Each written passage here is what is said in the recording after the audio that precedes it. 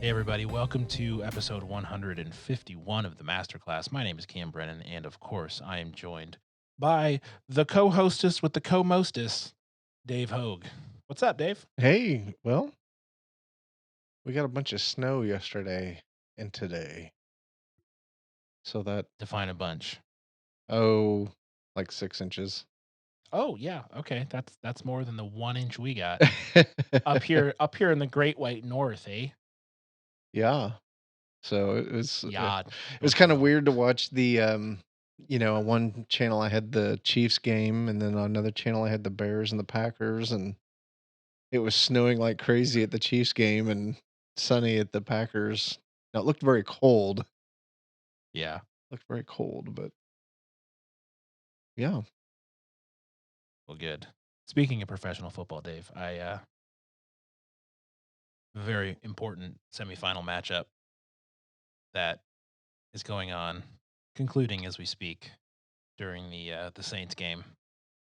I'm nervous. Last time I checked, I was projected to lose by 1 point, and I'm currently ahead by like 23 points. You're down He has 23? no, I'm up Oh. 23, but I'm still projected to lose by 1 because he's got 2 guys playing and I only have 1, Oh, I and I one of the gotcha. guys he has playing is Michael Thomas, who's like the leading scorer in fantasy football this year. So, and it's against Eric Fry Yes. from back in Gardner. So, a little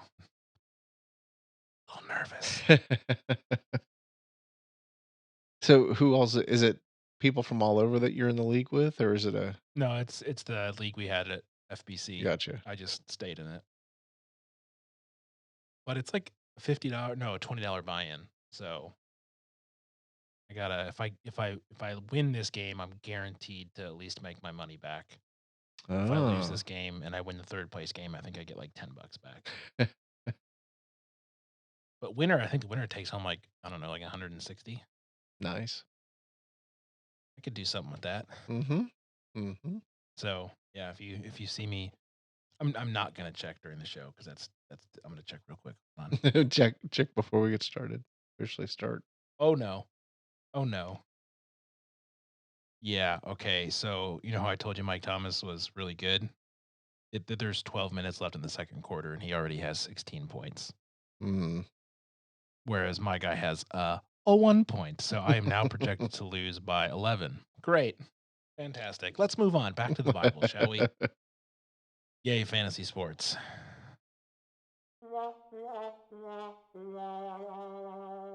That's how I feel about fantasy football right now. Anyways, we're here. It's episode 151. We are quickly approaching our is it our 5-year anniversary, Dave? Mhm. Yep. Oh, surely. Wow. Yeah, Yeah, it we was started January 1st, 2015, right? yep. It'll be January of 2020. Wow. That's exciting. Yes. 5 years. 2 years older than my child. Dave, we're going to kindergarten. Yeah, it's We've kinda got to get some crazy. cool backpacks. Well, it wouldn't be the master class if we didn't, spend forever in a book and then out of nowhere decide, "Hey, we're done with that one." Mhm. With a urgent breaking news, um, we're done with Romans. Ta-da! And we're gonna move on to something else.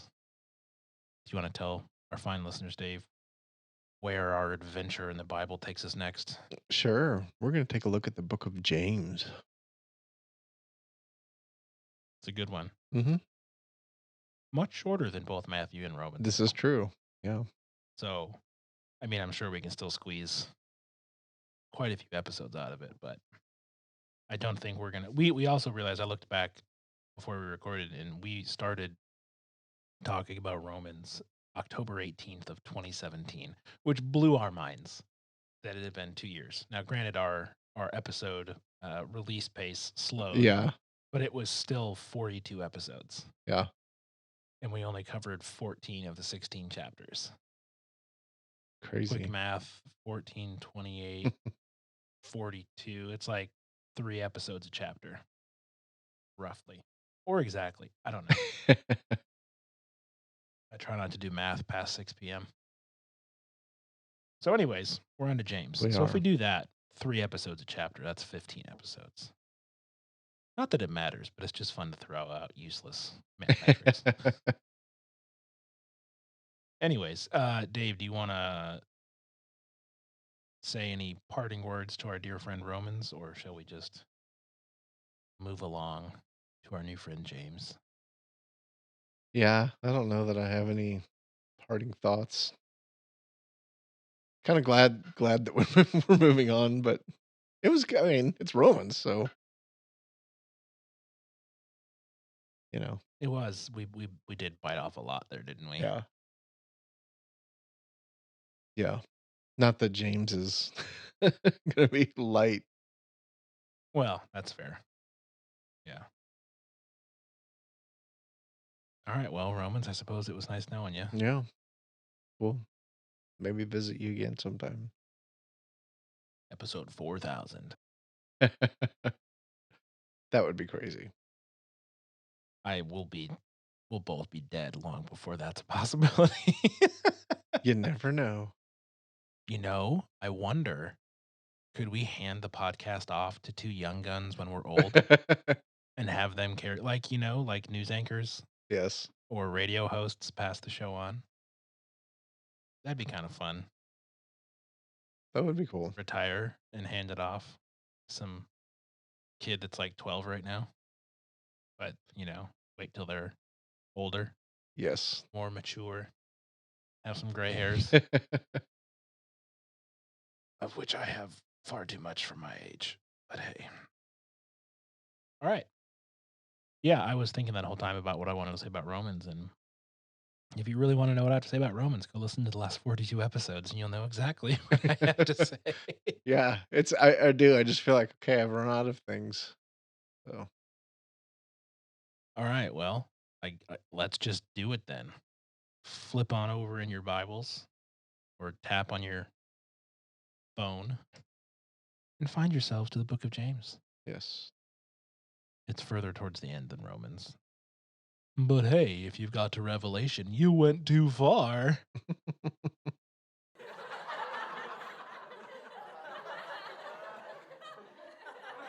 We're going to ride this out for 8 more seconds.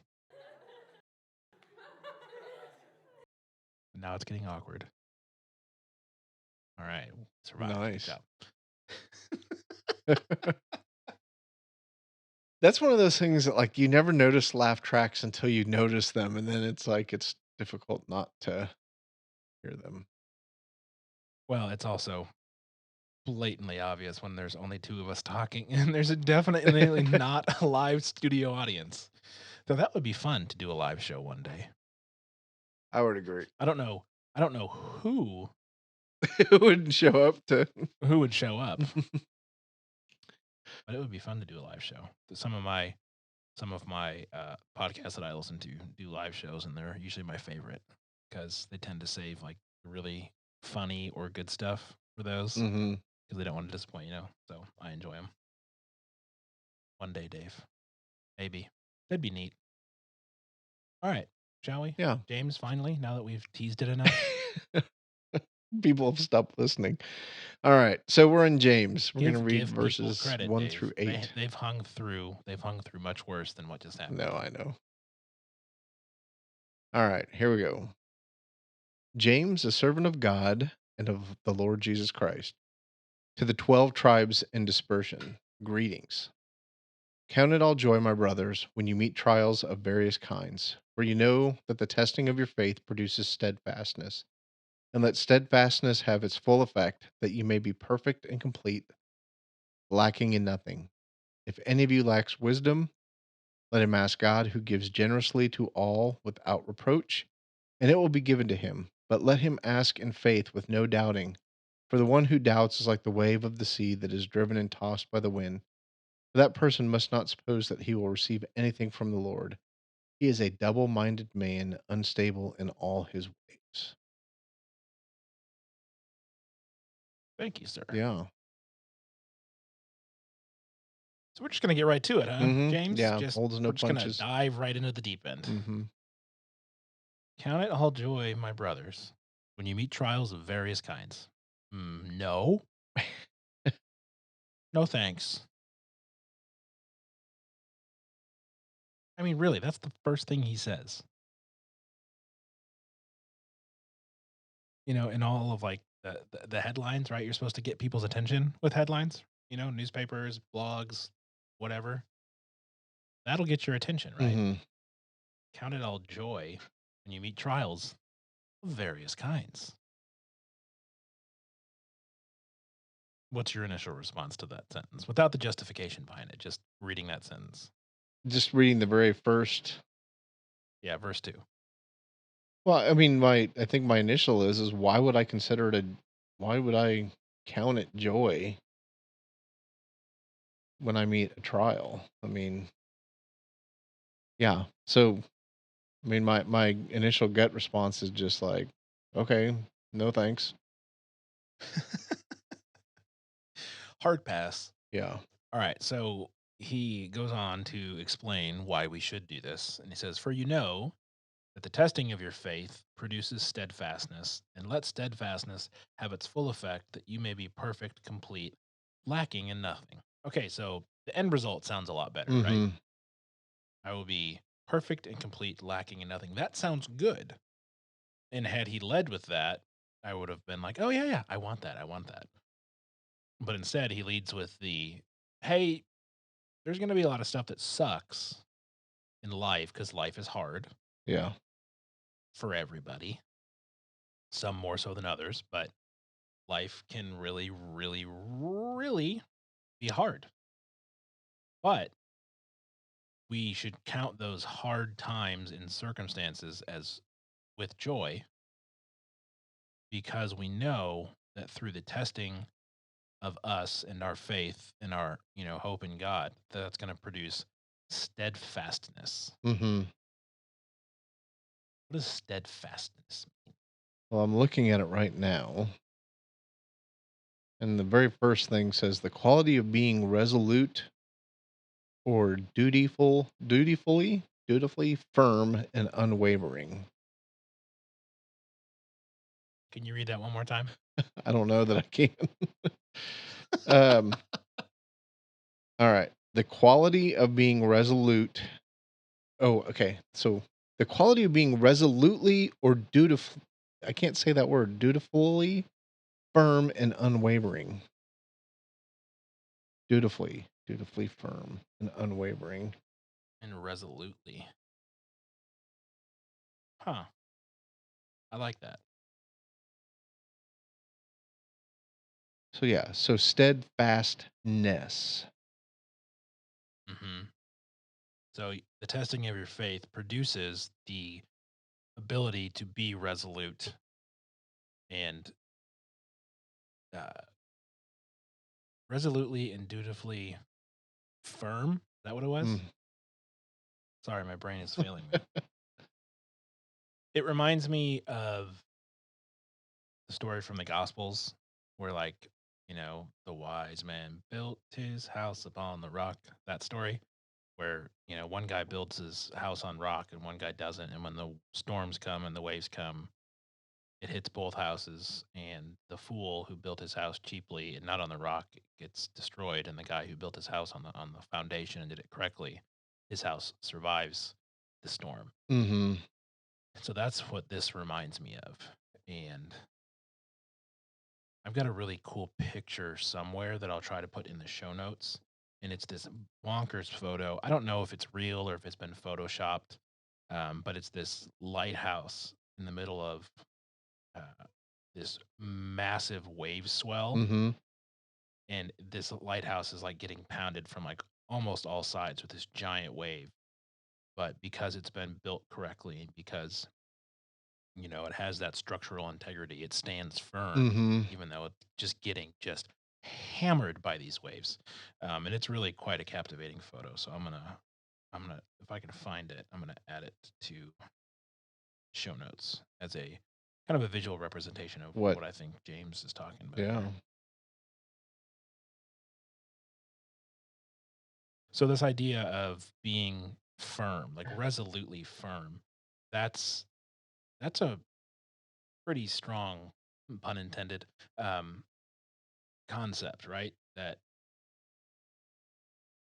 trials are going to come, but if we can remain firm and resolutely so in our faith, then that is going to, as it says in verse 4, have its full effect, that we will be perfect and complete, lacking in nothing. So maybe we should talk about what we think it looks like to be steadfast in the face of trials of various kinds. Mhm. So when you think of someone who's steadfast in the midst of just garbage, what comes to your mind? Or maybe what stories from history or examples come to your mind?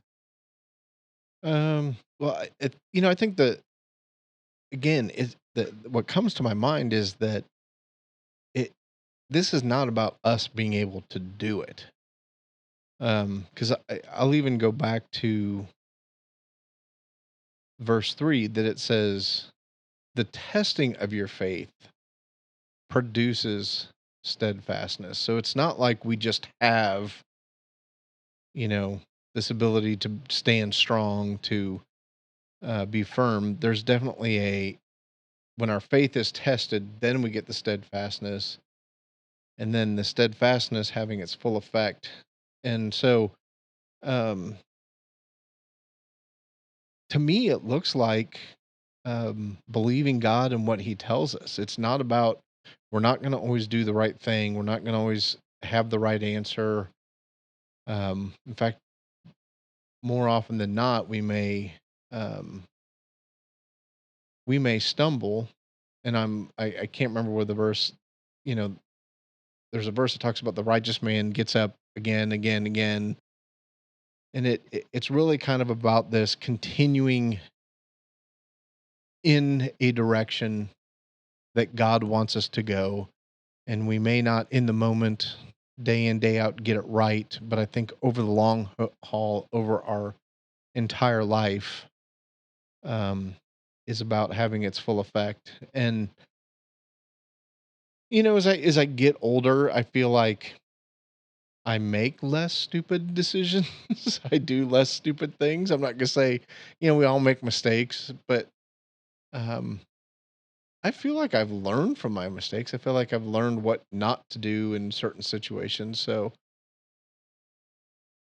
yeah, it's definitely not about being perfect, but it's about moving in the same direction over the course of our life, I would say. Yeah, I think that's hard though, right? Like Yeah. Oh the yeah. having that long-term perspective, especially in the midst of when stuff is really hard. And it's not just like you didn't get the Christmas present you wanted. Like, you know, your marriage failed, or you got fired or laid off, or one of your friends died, or you've got uh, you know, uh terminal illness, like crap. Your house burns down, you get robbed, someone assaults you. Like the real trials that life can confront you with that you aren't expecting to, Hmm. right? And you're a good person, so why would that happen to you? I think it's really, really hard to have that long-term perspective when everything immediately in front of you sucks real bad. And I mean, it's hard enough to have that perspective, I think, when things are going well, right? But that's definitely what, I agree with you that Jesus calls us to in our lives. But I think what encourages me specifically about these three verses here is that James doesn't stop at verse 2. Hmm. Like, just suck it up and count it as joy. Because like you could read it that way, Yeah. right? Just suck it up. Life's hard for everybody. Just be joyful because gosh darn it, you have the fruit of the spirit. Be joyful, Yeah. right? Just, you know, uh, power through it essentially. Man up would be, a phrase that you might hear. Yep. Um, or grin and bear it or whatever, Mhm. some football coach saying. Um, but he doesn't like do that. He gives us you know, this isn't necessarily the greatest phrase, but like, the proverbial carrot on the stick in front of us, right? Yeah. It's worth going through these trials because of what it can produce in your life and where the Holy Spirit could bring you through these trials. And that's closer to God, Mhm. right? That's in these words, perfect and complete, lacking in nothing. Right. If we can learn to trust God, to rely on our faith, to have hope in the midst of our pain, in the midst of our grief, in the midst of our confusion, in the midst of our wishing, you know what, God, please, can this stop? Um, if we can hang on to the hope, the faith, then we are going to understand both God and ourselves a whole lot better. Mhm. And, I'm a relatively young man. So I do not have, the life experience of a lot of people, but, I know in my life when bad stuff has happened and I've doubted, I haven't had hope. I've kind of run from God in those bad times. It doesn't get any better.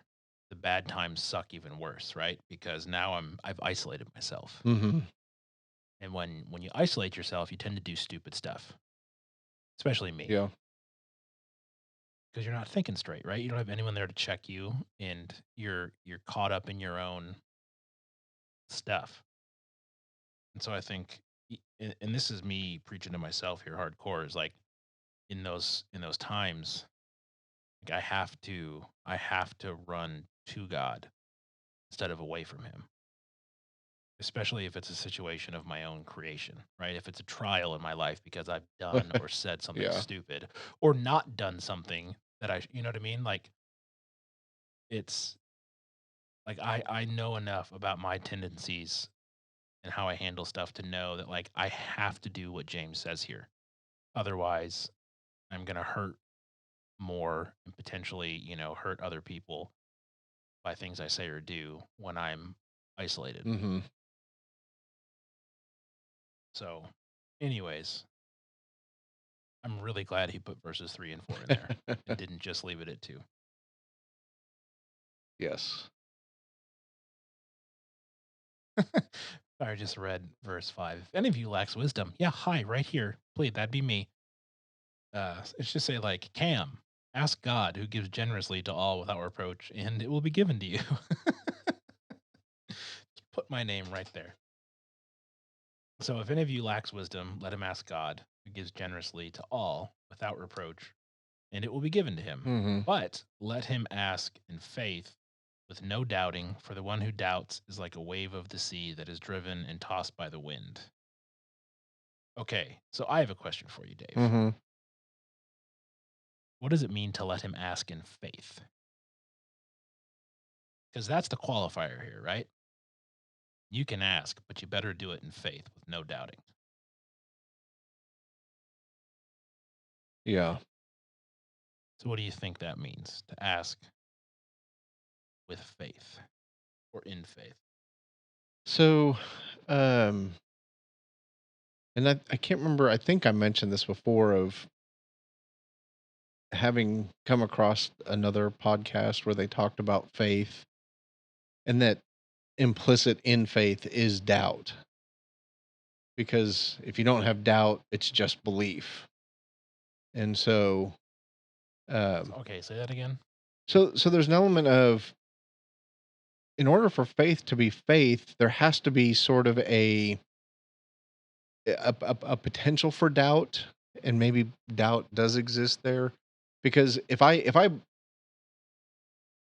believe something, I just believe it. There's no doubting, right? and for faith to be faith, there kinda has to be an element of doubt to it. There has to be an element of uncertainty, maybe is a better way to say it. Okay, I think I get what you're saying. Because otherwise faith is not, I mean, it says have faith. Well, there's kind of implicit in having faith and is that there's an unknown. There's a, it's not a certain, and so anyway, I don't know if that's making any sense at all. Uh Yeah, I think I get what you're saying. but it says let him ask in faith with no doubting, for the one who doubts is like a wave of the sea and is driven and tossed by the wind. Um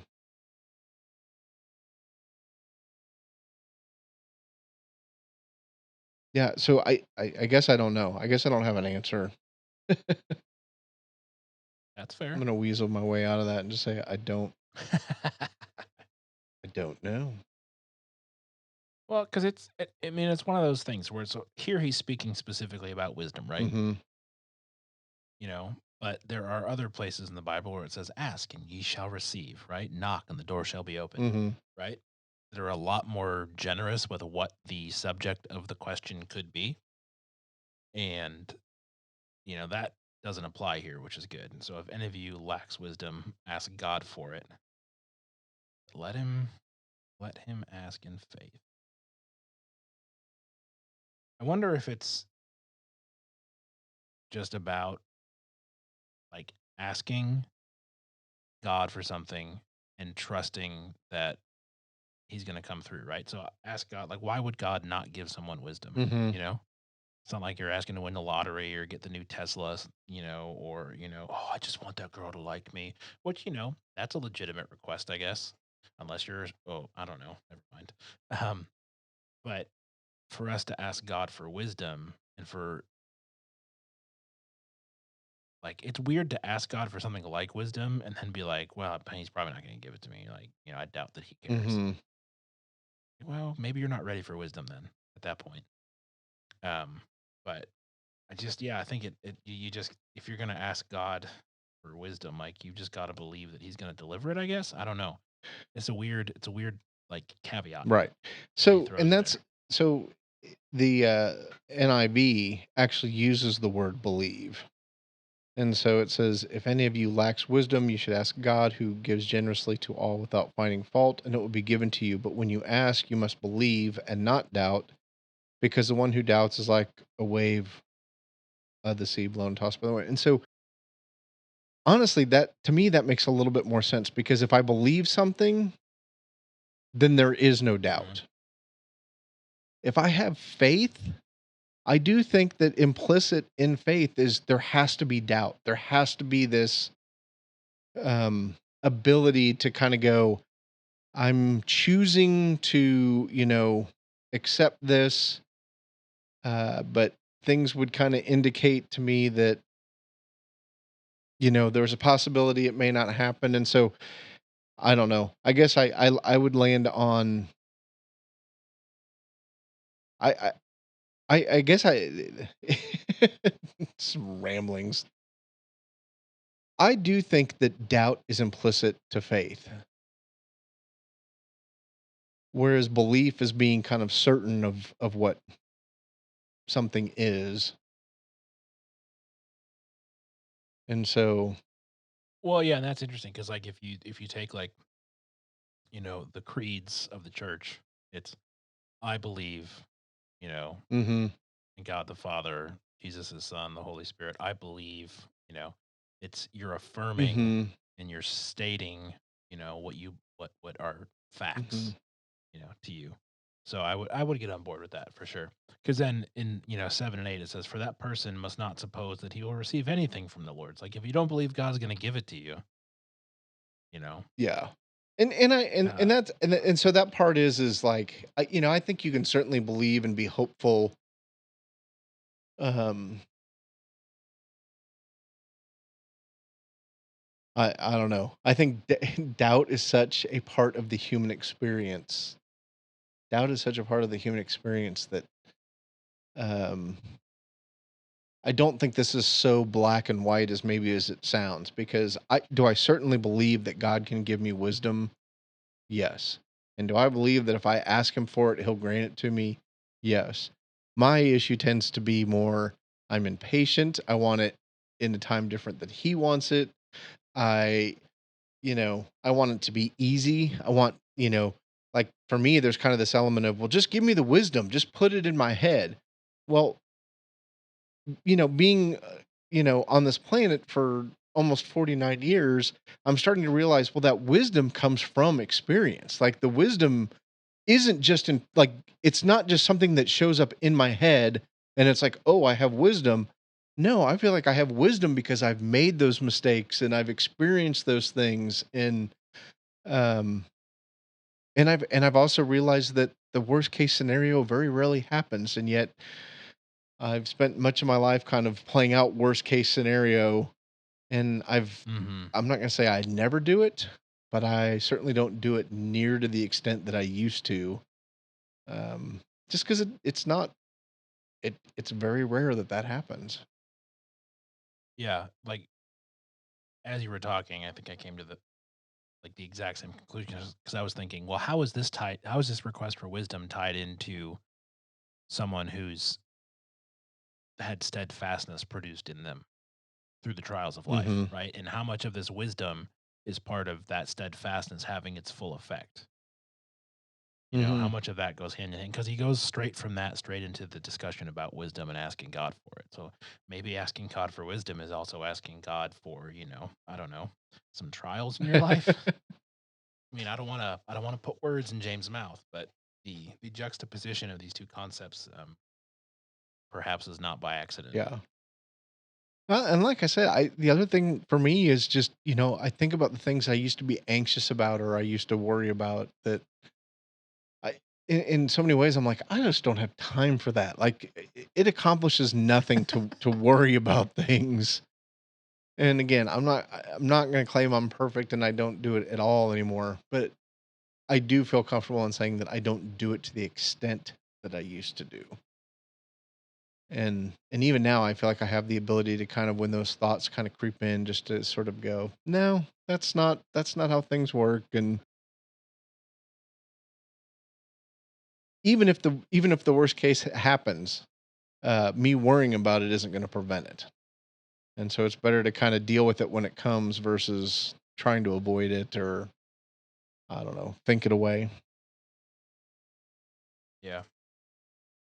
So then in the last verse, he says, or verse 8, the last one we're going to discuss today, he is a double minded man, unstable in all his ways, which I think is really an interesting statement, right? If you're going to ask God for wisdom and then doubt that he's going to deliver it to you, Mhm. you really are kind of double minded, right? Because you come to God and you make a request, Mhm. but then you walk away and go, yeah, probably not going to happen. Like so, the faith and belief in God is probably not as strong or well rooted as it could be. Mhm. Uh, and it's kind of hypocritical, right? To ask one thing and then think another. Yeah. Like you can easily extrapolate that to saying one thing and doing another, which is the very definition of hypocrisy, right? Right. Well, and I can certainly see this kind of applying to somebody that, they're just going to hedge their bets. They're going to Yeah. I'm going to ask for God. I'm going to ask God to give me wisdom and I'm going to do this and I'm going to do that and I'm going to, and there's kind of a superstition to it versus really trusting in God and relying on him to answer.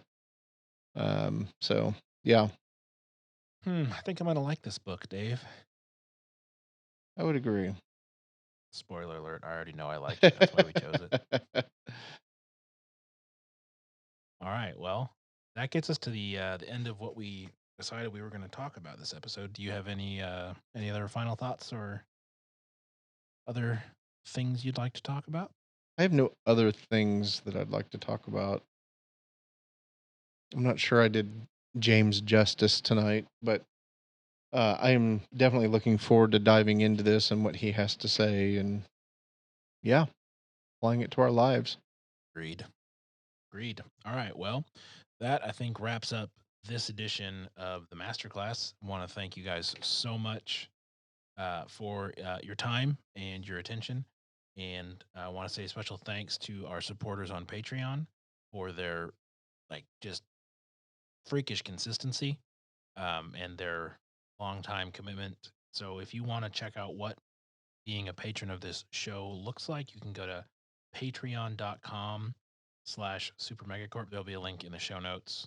You can check out the different tiers and rewards and all that good stuff. Also, uh, show notes are going to be wherever you're listening to this, your podcast app of choice. But if you want to check them out on your browser, you can go to supermegacorp.net/masterclass/151. You can find Dave. Are you still using Twitter or have you quit I Twitter, have Dave? Twitter, so Okay, David but I J. don't Hogue on post there Twitter. a whole lot. And then you can find me on Instagram at Cam Brennan. I'm on Twitter too, but I don't really ever. I just don't like it. You want to call in to the show and leave an intro or an outro or ask a question or make a rebuttal or say hi to a friend, that's cool too. We'd love to put it on the air.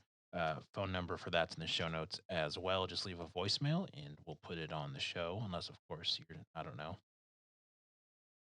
being nasty. Um, that's it, man. That's We're it. done. We're out. Farewell. Auf Wiedersehen. Goodbye. Bye.